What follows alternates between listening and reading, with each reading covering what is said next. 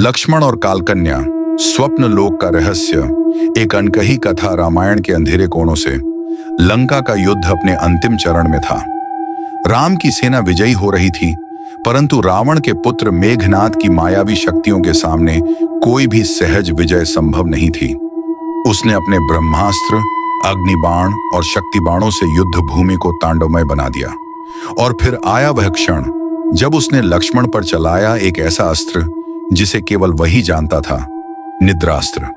पर यह कोई साधारण निद्रास्त्र नहीं था। यह था मायामय निद्रास्त्र, जो शरीर को नहीं, आत्मा को एक और लोक में भेज देता था, स्वप्न लोक में।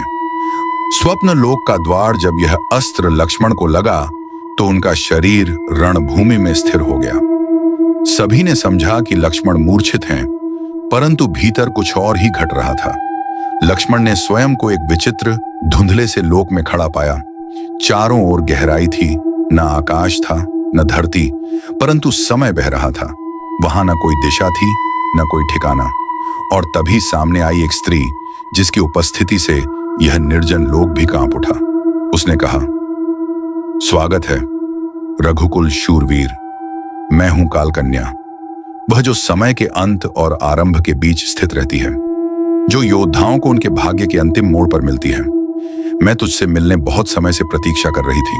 लक्ष्मण ने हाथ बढ़ाया, तलवार उठाई, पर स्त्री हंसी। इस लोक में अस्त्र नहीं चलते, यहां केवल आत्मा की सच्चाई बोलती है।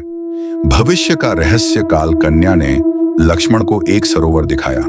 उसमें कोई परछाई दिख रही थी, राम, सीता, अयोध्या, और फिर लक्ष्मण का सरयू में प्रवेश। लक्ष्मण चौंके। यह क्या है?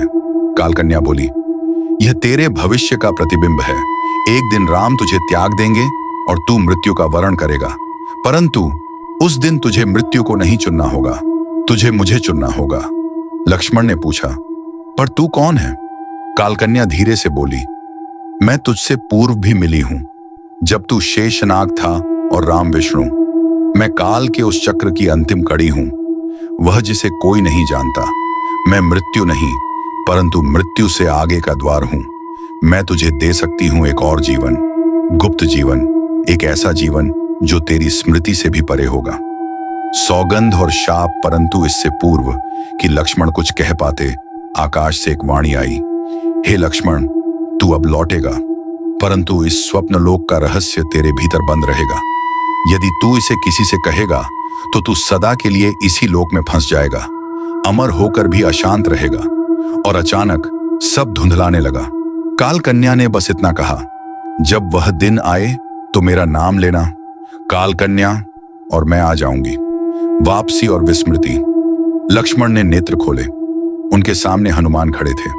सब कुछ पहले जैसा था, पर उनके भीतर कुछ टूट चुका था, या शायद जुड़ चुका था किसी और संसार से।